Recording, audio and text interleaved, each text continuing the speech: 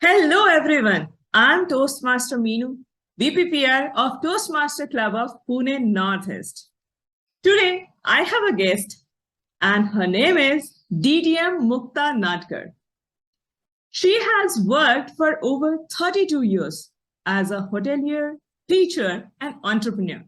As a Toastmaster for over 16 years, she has served as a club and district officer for 10 years. Her personal achievement has been to earn the coveted Distinguished Toastmaster title, that is DTM, 5 times and be a 2 times district finalist in the international speech contest.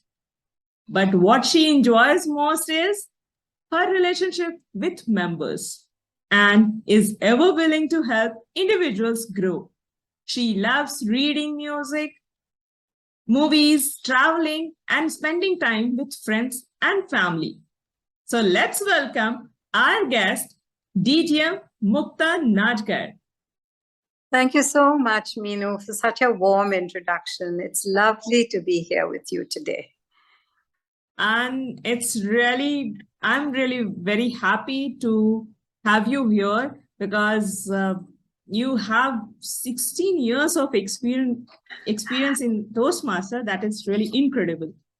And with so much of learnings, experience as a club, ex-com or district officers, it's too much to learn from you. So let me start with my first question. And my first question is, what was your inspiration to join a Toastmaster club? So it goes back a long ways. Actually, my husband had got a job in Saudi Arabia. And as you know, the life in Saudi Arabia for women was a little closed, restrictive, and therefore I needed to find a social group where I could make friends. So my first motive really in joining Toastmasters was only to make friends. I met a college friend of mine whose husband spoke beautifully. And one day he said to me, why don't you come and join this club? And I said, what is it all about? And he said, oh, we learn to talk and we share our stories. And I thought, oh, wow, this is a perfect place to go. And the way he spoke beautifully, I said, wow, if that's what you learn in Toastmasters, that's exactly where I want to be. And so I went for my first Toastmasters meeting. And I heard everybody get up on stage, saw people get up on stage and speak so eloquently. And I knew right then that this is where I wanted to be. Because you see, in a country like Saudi Arabia, there are people from all over the world. There are people from the United States, Australia, UK, South Africa, European countries, Lebanon. And I loved that multicultural mix. It was exactly what I wanted, what was, what I knew I was going to enjoy. And that is when I immediately joined Toastmasters. Now, Meenu, you might say, 1992, and if you do your math, that's 30 years ago. Yes, 30 years ago is when I first joined Toastmasters. But after 2 or 3 years, I had to come back to India or go back and forth really for my parents, for my in-laws, children. And so I took a long sabbatical, a long break from Toastmasters and rejoined in 2008. 14 years ago, and since then I've been a continuous Toastmasters. So that's how I really got into, joined for making friends, and then of course, like they say, the rest is history. I have remained because there were a lot of inspiring people over there, and I just enjoyed being a part of the community.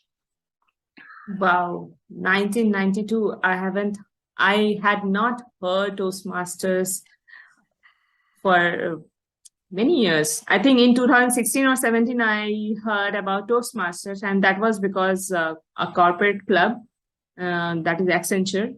I was working for Accenture by then, and I heard over there. And by invite, I went there and I gave my icebreaker speech. And for my surprise, I gave good, fluent icebreaker speech. And over the stage, it was a stage. And till then, I was having a feeling that I have a stage fear. And yes, I had. And I was underconfident that my English is not so good, so I should not speak much. But that day, I rocked and I was surprised. I was feeling on cloud nine. And I was really happy. But I could not continue my journey because my project timelines and all. So I could not continue. But yes, last year I joined September. Yes. And this is September. So 1 year exactly I have been in Toastmaster. I'm really enjoying it. I can connect with you the way you said that, yes, you love the environment and place and people. But while 16 years, I mean, people might say that it's a public speaking platform, you learn about it and you learn leadership skills, but maybe 2, 3 years is enough. 5 years is enough. Why 16 years? Yeah, that's what a lot of people say. You know, they come for a year, they come for 2 years, and then they leave. I think the average life of a Toastmaster is probably around 2, 3 years on an average.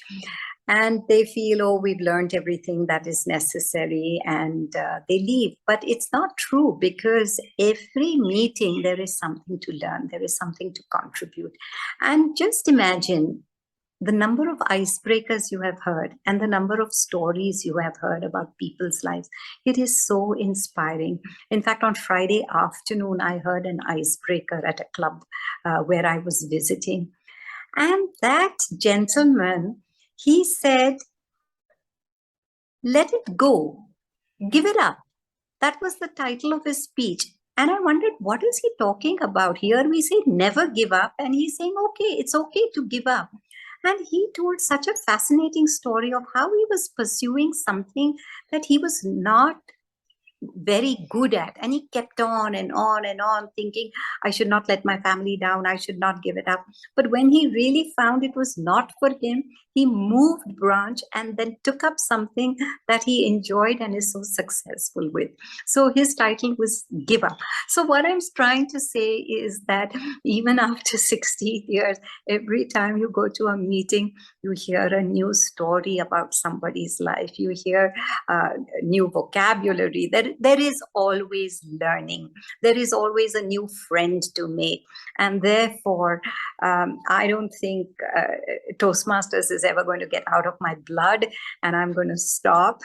I might take a couple of weeks break now and again, but it just draws me back over and over, because I love the learning, I love the people, and from an organization that I have got so much, I definitely felt years ago that if I can inspire, if I can motivate, if I can give back in any form, to even a single person at a time, it was well worth it.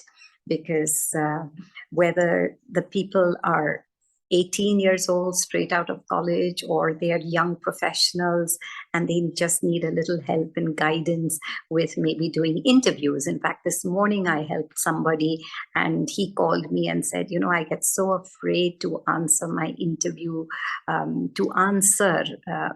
in an interview, can you just help me? And I just gave 2 or 3 pointers that I felt would be useful. So there is an opportunity to learn and to help, and it makes such a wonderful balance. So I don't think,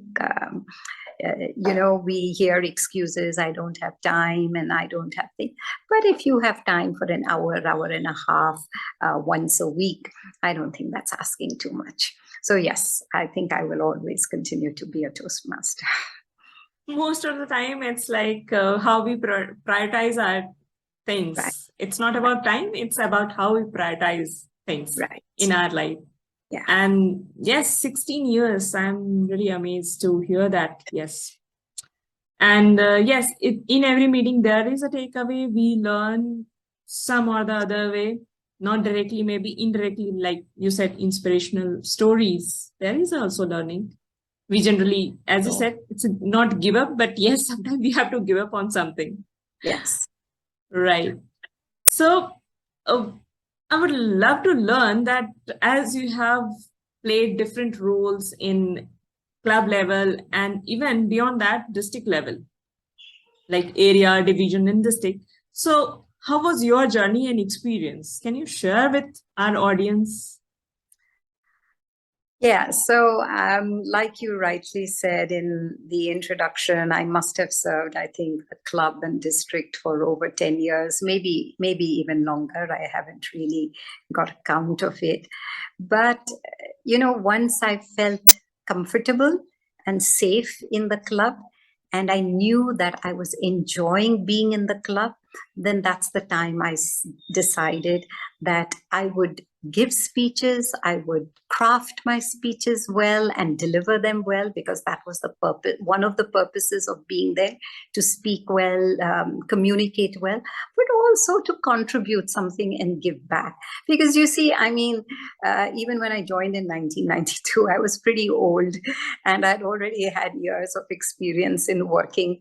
And I felt if I take up a club officer role, I am basically quite well organized. I can organize my schedule and contribute to the club. So in fact, the first role I took up in the club was that of the VP education. And that was really the most challenging, because it helped me structure every week's meeting, make sure that I included everybody in the monthly speech slots, and the timing was good, and it was creative. Everybody was happy to contribute and volunteer to take on roles.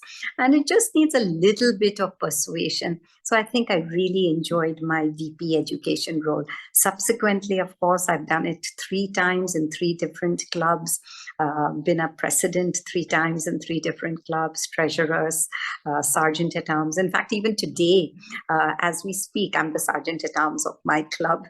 And I love opening the meetings with full energy and enthusiasm, because I believe one thinks of a sergeant at arms role as, oh, nothing important. You're just opening a meeting, reading out the mission, reading out some rules, and that's it.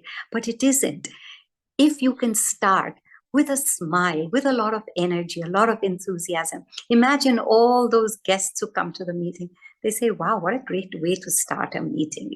They see the energy and they get hooked, and they like the meeting, and they're going to come back for more and more. So you are actually helping the VP membership also indirectly in attracting members to your club, because you are so positive in your opening. So yes, every role in a club really contributes to the well-being of a club, and it is a great opportunity for everybody to try being in the club ExCom, because there is teamwork in how you run a club, how you function, whether it's on a weekly basis for your meetings, or whether it is a contest, or whether it's joint meetings. Whatever it is, you're always working with a team. You're always learning new ideas and watching each other's backs, because sometimes you might need a month off for some reason. It can be a personal reason, a travel, a family illness, and you can't do your job. But then you've got 6 other people on your team to help you and to step in for you. So you learn to adjust, accommodate, watch each other's backs. And I think it's a wonderful learning to be in the ExCom and take on those roles, because each one learns to motivate each other. Of course, once I felt that I was doing pretty well in the club and had contributed, was continuing to contribute in the club, my eyes opened a little wider, and I said, why not take on district leader roles? And that's when I applied for the area governor. In those days, it used to be called area governor, division governor. And I applied for it. And it was a contested position. It was not an appointed role. You had to you had to go through elections even to be an area governor in those days. And I won, and then there's been no looking back. After that, I went on to become division governor. Then I came back to India and became a division director. I took on that same position again for 1 more year, because I felt that if you need to get back into a new environment now in India from the Middle East, then you need to know the people. You just can't say, okay, I'm going to do this without knowing people. So again, you settle down in your club, take on a club officer's role, and then step into the district arena. So 5 years, 5 different district officer positions. I also took on non-credit district officer positions like the district chief judge.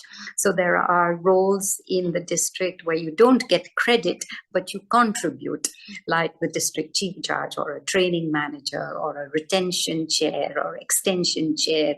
There are so many things, different ways in which you can contribute. And just depending on your likes, dislikes, availability of time, and how much passion you have to play your role, you can really virtually take up anything you want to. So yes, that's been my journey as a club officer, as a district officer. I said 10 years, but it could well be 12 years, 13 years, I don't know. But it's amazing. It's lovely to hear you. I mean, experiences, learnings, it's also motivating me to do more. Yeah. And as you said, a sergeant at arm, even sergeant at arm, people think that it's a very low profile role, but Right. sergeant at arm, other than, I mean, they have their own responsibilities, duties. Other than that, in a meeting, sergeant at arm role is very important because they set the mood of the meeting. Correct. Absolutely. So, and imagine we're talking of online meetings, offline meetings, in person. Imagine in an in-person meeting when your guests are coming, the sergeant at arms really is also the face of the club. They meet the guests, they welcome, get them to be comfortable, then again open the meeting with energy, then arrange for the snacks. And who doesn't like snacks and drinks in a club? And that's also part of the sergeant at arms responsibility. So there again, in the break or after meeting, when you're having a snack or two, everybody says, oh wow, that was a great snack. And again, your role is important, in creating a good atmosphere for members of your clubs and your guests. Yeah. So I was going through your profile, and I got to know that you was awarded 5 times Distinguished Toastmaster, like DTM. So what's that? How did you go through that? It was easy or difficult? Okay, so it's not difficult. It's not easy. It's just a question of commitment and hard work.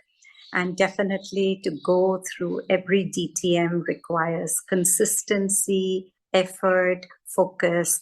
And yes, so when I did my first DTM, it was in the old system, in the traditional system, where we used to have the competent communication manual and the competent leader manual. And even before that, there was a different educational program in Toastmasters in the 90s, and it was called the Competent Toastmaster. It was called a CTM, not even a CC. But we won't go back into such detail. It's enough to say that I did project after project, enjoyed the learning, really tested my own creativity and ideas and thought, and I brought in all of my own personal life experiences and stories while I did the project. So the first DTM happened slowly and steadily, and I think it took me maybe 6 years to do my first DTM because I was in no hurry to do it. Subsequently, after the first DTM, then you feel there's a real vacuum in your life. Why have you to stop speaking, or why should you stop giving projects? So again, you restart the whole process of doing projects and continuing, and slowly but surely you get your second DTM.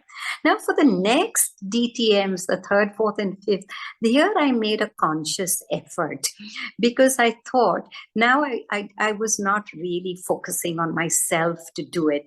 I thought if I do every project in such a way that it motivates motivate somebody else or inspire somebody else to understand how is a project being done, what can you do with this kind of a project, then maybe they will be encouraged to do a similar kind of project. So really my third, fourth and fifth DTMs, honestly speaking, they were more like motivational tools for members of my clubs and other clubs. I'm not saying I'm a great speaker or anything. I mean, I did falter, I made mistakes, I forgot my speeches, all of that happens even now. But still, I felt that the enthusiasm or the idea or the way the speeches were structured and organized, maybe somebody could learn and get some ideas and be inspired to complete their levels. So that's how the third, fourth and fifth DTM were done. As you know, one of the criteria for finishing a DTM is to be a district officer for 1 year. So now, like I told you in my previous question, I have been a district officer for 5 years. So 5 years district officer, and they all helped me in the 5 DTMs, which I accomplished. So now you are not planning for next DTM. Well, Toastmasters came up with another program where you could be a club coach and contribute to the growth and to the well-being of a club that is not doing well, and could get a district officer credit if you are doing a club coach. So who knows? I mean, that is a side. Right now, I'm not a district officer.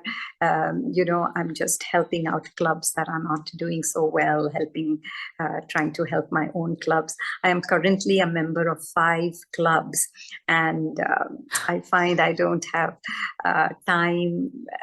good quality time to contribute to all 5. So maybe going forward, I'll just stay with 3 clubs and help them out. Yes, but I do have time. I do have the enthusiasm to help people, and it takes up a lot of energy. Sometimes I feel, oh my gosh, as a retired person, why don't you just stay with your family and friends? But then I go out with my family and friends, and then I miss Toastmasters, and I keep coming back again and again. So I think it's like a lifelong relationship with Toastmasters, one that I won't let go. Yeah, so for now, I'm happy, I'm content. 5 DTMs, it's been a long journey, a lot of learning, a lot of energy and effort. I'm currently on my 7th path, so often doing that same project repeatedly really needs you to think out of the box and be creative as to how you are going to tackle it, because you can't be saying the same thing over and over again, because it doesn't add to your learning curve, So that's how I did the 5 DTMs, Meenu. Wow, nice. I have to wait for more than that. I mean, for years and years to get DTM, but that's fine. As you said, learning is very important. That's how I would go. And in process, I'll get DTM award. That's fine. You will. If you just see all the requirements, doing the 2 paths, you can plan, do your speeches slowly and gradually, help out with a club as a mentor, focus and just really help people to improve in a club that is struggling or not doing well. Look around, with the help of other people in your club. Say, okay, let's try and start a club somewhere so that you can become a club sponsor. So gradually you'll find that all the requirements of the DTM you are just ticking off, and then finally one day you'll become a DTM soon. Great. Sure. I hope so. So my second last question is, what's your learning? What's learning you have taken into your personal life? How it impacted your personal life, Toastmasters journey? So the 2 big positives in my entire 16-year journey is the learning, the opportunity to give speeches, tell my stories, listen to other people's stories, everything to do with the platform of the stage, so-called stage.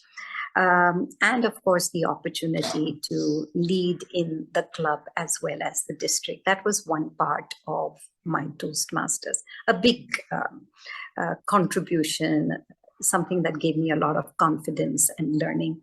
One was, of course, the magnificent, magnificent friends I have made in these 16 years. I mean, I know young boys who were 17 years old when they came to the club. And I said, you can't join a club at 17. He said, no, but we want to just sit and watch and learn. So as soon as we turn 18, we will become Toastmasters. So I've seen that kind of enthusiasm to very senior, retired, accomplished people in the community. So I've had a huge spread of friends right from young college people, and it's kept me young, thinking, full of energy and ideas. And like I said, I've traveled a lot in the world. So wherever I've been, I have attended Toastmasters meeting, whether it's in America, whether it's in the Middle East, wherever I have been, I have attended Toastmasters meeting. So friendship and building networking has been a big learning in Toastmasters. But having spoken of the positives and the learning, like anywhere, wherever there is humanity and where there is people, there is bound to be conflict and friction and opposing ideas and things. And so you also learn from that, because everybody is not all, everybody just doesn't think the same way. So there's bound to be opposing thoughts and things. So that actually was a huge learning when I was in district leadership, on how to remain calm, how to remain graceful, how to keep smiling, how to remain dignified. I think those were huge learnings for me. And I think I enjoyed that part of my leadership in spite of several challenges, because one always has challenges when you take up to do a leadership role, right? Everything is not smooth, and there will always be obstacles in terms of actual work, in terms of people. So you learn to overcome them, override it, and do the best you can. So challenging and yet very satisfying. Nice.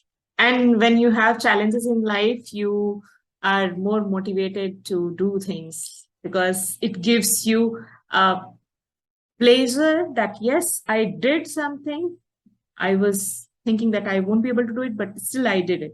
So that is also give us a pleasure that, yes, I did it. I achieved something. I did something. And it also is a lesson for you to tell yourself, hey, I don't have to do this, right? I can leave it aside, because there are some things, some instances, if they've really bothered you, you can say, okay, I don't need to go back to that same place again. I can move forward. I can move in a new direction. So there's lots of learnings in leadership in Toastmasters as well. So my last question is to you, that what message you would like to share to our audience, maybe existing Toastmaster or maybe our upcoming Toastmasters? What message you would like to give?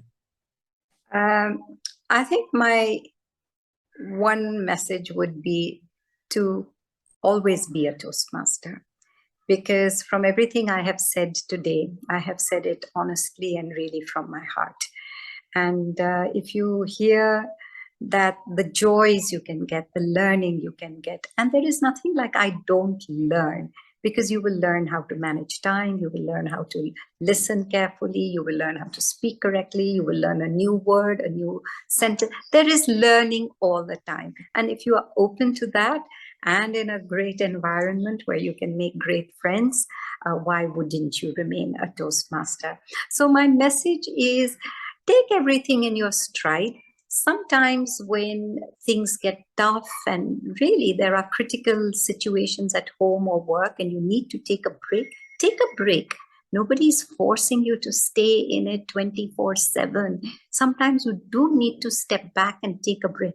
Take a break, refresh yourself, and come back.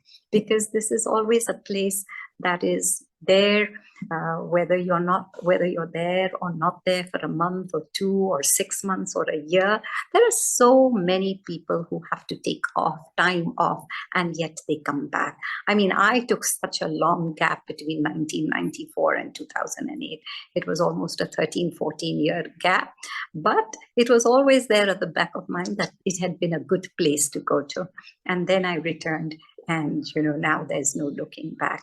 So my message to everyone who is listening, young, old, new Toastmaster, not a Toastmaster, is to stay, enjoy, make the effort, because nothing comes for free. You have to put in that effort yourself, but you will thoroughly enjoy it, as I enjoyed my years in Toastmaster. And happy to be here. Meenu, thank you so much for having me here today. Thoroughly enjoyed talking to you. Lovely questions. I have been so relaxed. I can keep listening to you. It's like that.